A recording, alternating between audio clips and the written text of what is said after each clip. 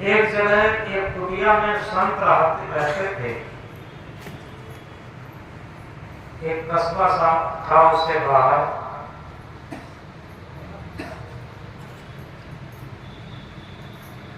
और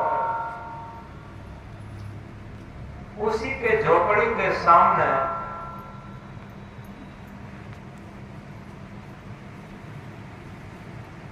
थोड़ी दूरी पर एक वैश्या का मकान था। तो वहां से हलवा पूरी की सुगंधी निकलती रहती थी, गाजे बाजे की झनकारें निकलती रहती थी, बड़े सुंदर तरीके से आवाजें आती रहती थी। इधर क्या होता है, साधु की दृष्टि वो वैश्या के सुख में रहती थी, उधर वैश्या का मन साधु के एकांत जीवन और भजन साधना की तरफ रहता था।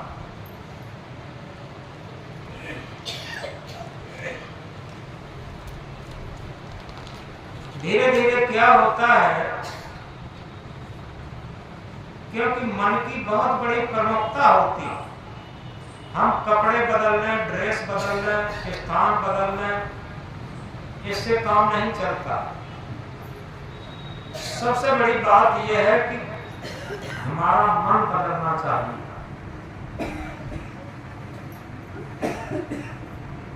जब तक मन नहीं बदलता है तब तक न तो भक्ति आ सकती, और भक्ति तो बहुत दूर की बात है। जो विद्यार्थी विद्यालय में विद्या अध्ययन करने जाता है, अगर उसका मन पढ़ाई में नहीं लगता तो निश्चित है वो पढ़ भी नहीं पाता। ऐसे ही किसी भी क्षेत्र में हो जहां उसका मन नहीं लगता है, उसमें न तो कोई प्रोग्रेस हो सकती और न उस डिपार्टमेंट संबंधी उसे जानकारी भी हो सकती। इसलिए मन का बदलना बहुत जरूरी है। और शायद कबीर साहब ने इसीलिए कहा होगा, समझदार को होता है फकत इशारा ने, किंतु अविवेकी समझे नहीं गए जो अपनी टेक। समझदार के लिए नेक इशारा काफी होता है, थोड़ा ही इशारा काफी होता है। लेकिन अविवेकी होता है, अज्ञानी होता है, जो अपना मन और इंद्रियों का गुलामी करता होता है, जो सठी और हठी होता है, उसे कितना ही कहो लेकिन उसके समझ में नहीं आता। न समझ में आता है, न वो अपनी आदतों को बदलता। इधर तो ये कहते हैं आदत बुरी सुधार लो बस हो गया भजन, मन को जरा मार लो बस हो गया भजन। भजन और क्या है, अपनी गलत आदतों को सुधारना ही तो भजन है, अपने मन को मारना ही तो भजन है। लेकिन हम अगर ठान लें कि अपनी आदतों को नहीं सुधारेंगे तो निश्चित है ये आदत के बस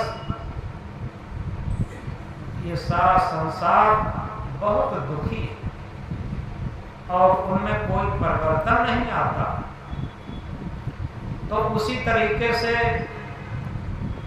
क्या होता है, साधु के मन में धीरे धीरे संसार का राग जमने लगा और वो छलांग लगाता है, वो गृहस्थी में पहुंच जाता है और उस वैश्या के अंदर धीरे धीरे वैराग्य की किरण फूटती है। वो क्या सोचती है, हमारा ये जीवन तो नरक में गया ही, अगला जीवन भी बिगड़ेगा। धन तो वो साधु है जो कुटिया में एकांत में अपने अविनाशी का भजन करता है और रूखी सूखी सादा भोजन करके अपना जीवन यापन करता है। तो वो संकल्प लेकर के और भक्ति मार्ग को पकड़ करके अपना सारा जो गलत मार्ग है छोड़ करके सदमार्ग में लग जाती है। तो इस तरीके से इसीलिए तो कहा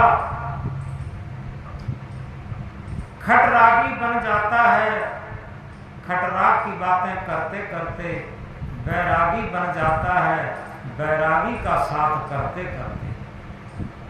यथार्थ में जो रात दिन संसारी बातों को करेगा, संसारियों का साथ करेगा, कितना भी वैराग्यवान हो उसका पतन निश्चित है।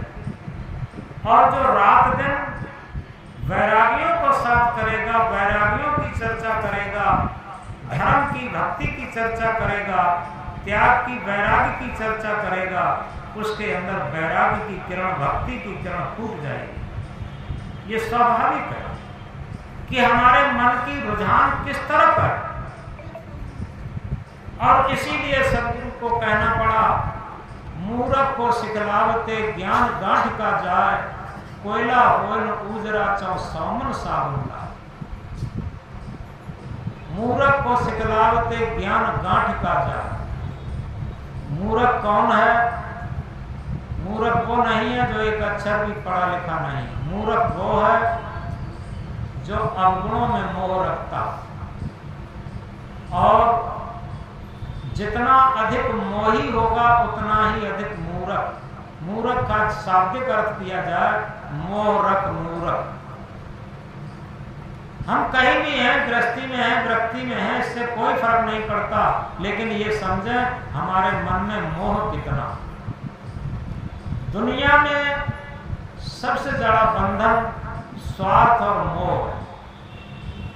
जो जितना मोही होगा उतना ही स्वार्थी होगा, और जितना भी निर्मोही होगा उतना ही निस्वार्थी होगा अपने आप। इसीलिए कहा निस्वार्थ साथ दे सज्जन का, निस्वार्थ साथ दे सज्जन का सच्चा उपकार यही तो है। जो सज्जन व्यक्ति, भक्त व्यक्ति जितना निस्वार्थी होता चला जाए, निष्काम होता चला जाए, निश्चित है उसी के अंदर भक्ति की किरण फूटती है, उसी के अंदर विवेक ज्ञान फूटता है, जिसे तीसरा नेत्र भी कहते हैं। जिस तरीके से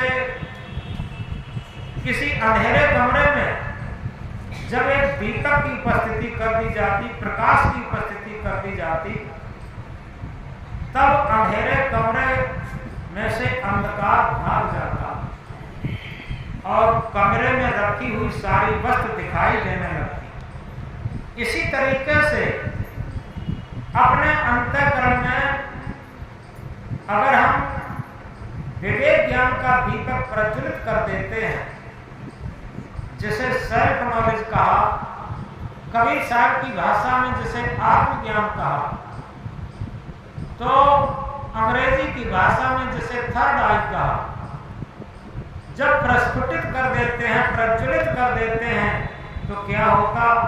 हमारे अंदर से मोह और स्वार्थ का अज्ञान धीरे धीरे निकलने लगता है। और जैसे ही अज्ञान निकलने लगता है, क्या होता? हमारे अंदर अवगुण दिखाई देने लगते। जैसे कमरे में रखी हुई प्रकाश में हर वस्तु दिखाई देती, और जब अंधकार रहता कोई भी वस्तु नहीं दिखाई देती। इसी तरीके से हमारा सच्चा ज्ञान पोथियों का ज्ञान नहीं है, क्योंकि पोथी रट लेने से ज्ञानी नहीं होता। सच्चा ज्ञानी वो होता जिसे अपने अवगुण दिखाई देने लगती, जिसे अपनी गलतियां दिखाई देने लगती, जिसे अपने विकार दिखाई देने लगते।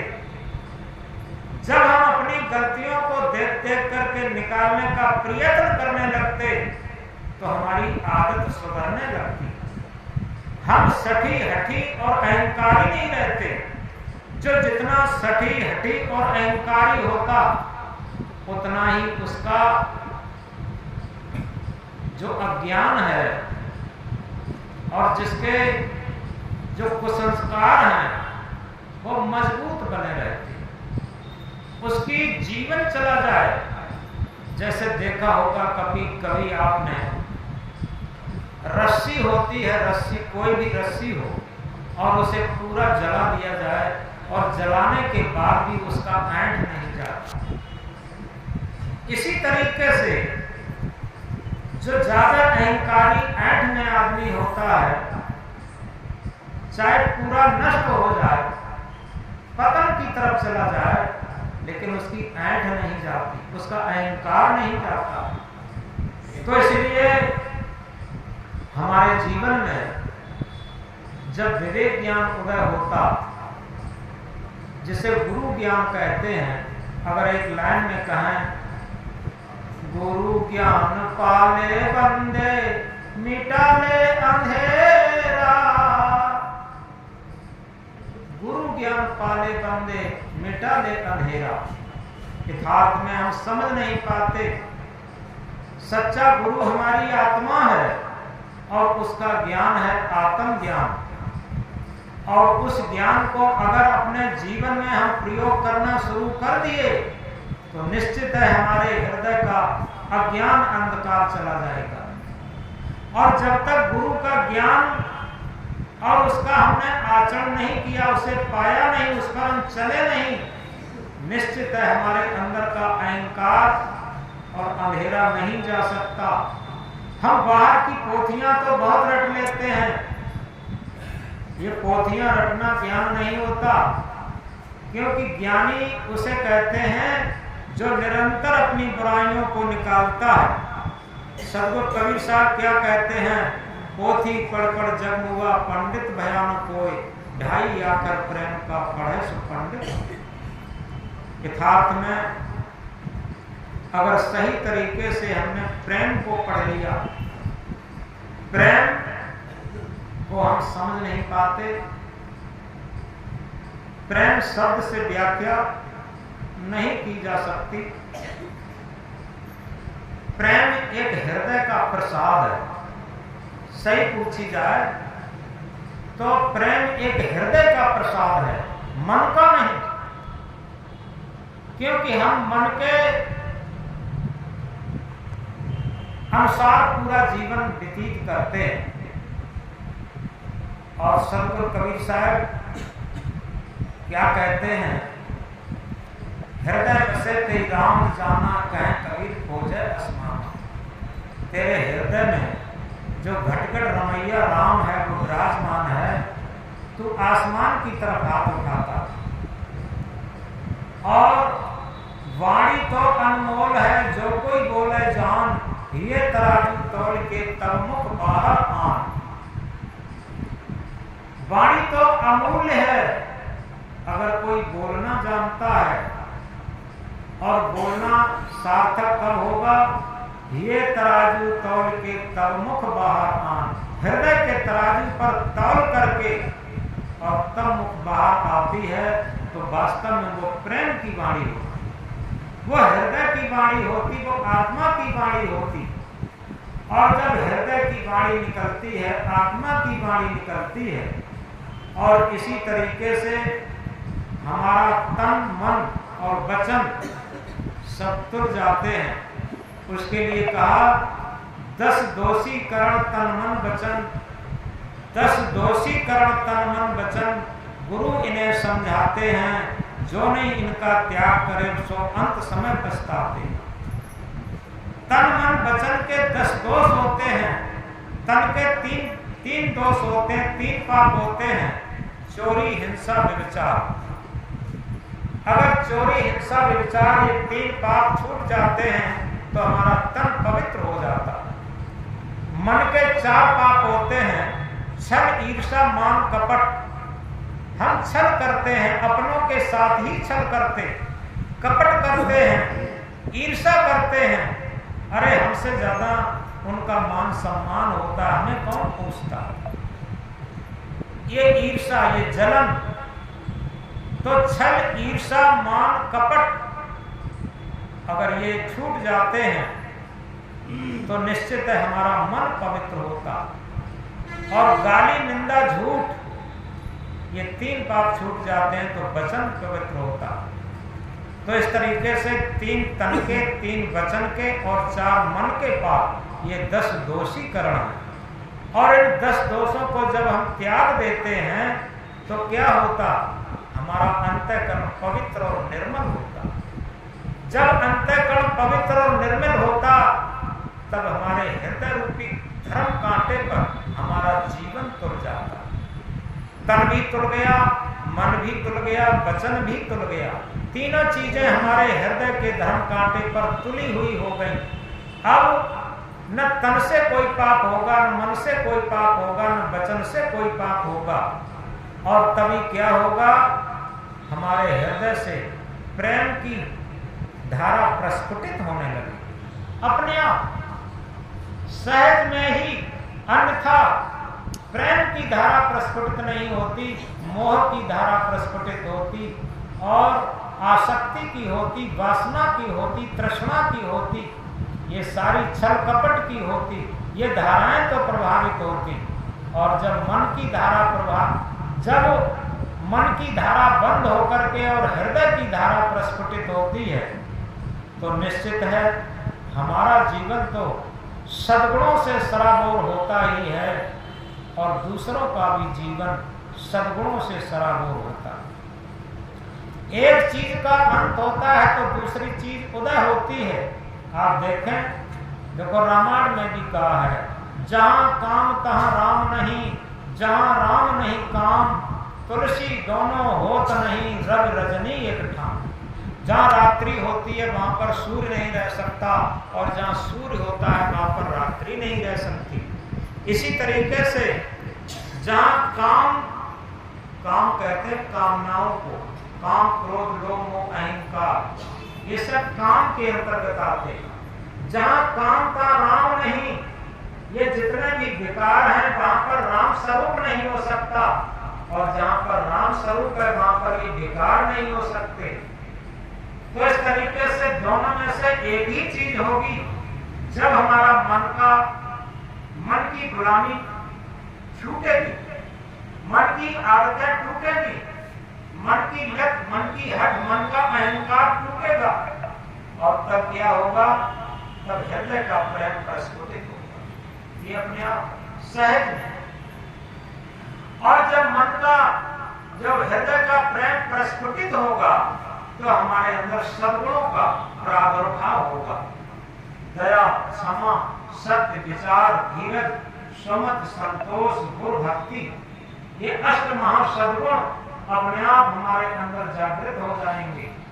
और जब ये भक्ति का स्वरूप हमारे अंदर जागृत होगा तो निश्चित है, वो कहते हैं, एक भजन में कहते हैं, ये मन मंदिर सुंदर है प्रभु इसके अंदर है। ये मन मंदिर सुंदर है प्रभु इसके अंदर है। यथार्थ में हमें नहीं बदलने, हमें केवल मन बदलना। और जब हमारा मन एक सुंदर मंदिर बन जाएगा तो निश्चित है जो घटघट रमैया राम है, जो चेतन देव है, जो आत्म देव है, वो हमारे अंदर ऐसे प्रभु का वास है जिस प्रभु से हमारा जीवन चलता है। और वो प्रभु ना हो हमारे जीवन में तो जीवन नहीं चलेगा। तो इसलिए जितना भी ज्ञान का क्षेत्र है, जितना भी भक्ति का क्षेत्र है, जितना भी पूजा का क्षेत्र है, जितना भी तीर्थ व्रत का क्षेत्र है, ये सब केवल इसलिए है कि हमारा मन सुंदर बने, मन पवित्र हो। देखो